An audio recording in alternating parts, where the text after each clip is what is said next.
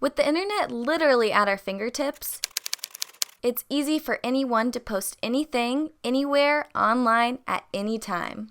It's much, much more difficult to tell what's true, what's sort of true, and what is completely, well, bonkers. That's why it's up to us to think like detectives, so that we don't get duped or completely misled online.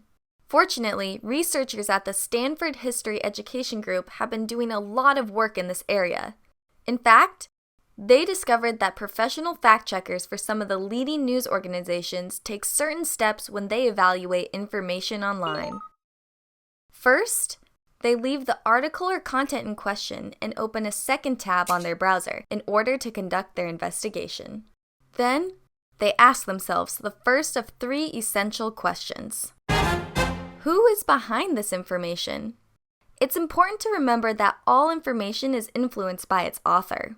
So whenever you encounter something online that makes you scratch your head, find out who created the content in question.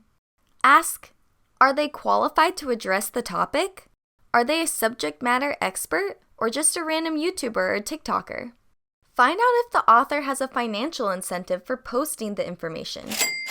Are they a paid or wannabe paid influencer? Is it a sponsored post? Determine if the information you are investigating comes from a reputable organization or news source. Find out who funds or is behind the organization. It's also important to consider how you got the information. Was it sent to you by a friend you know and trust? A stranger?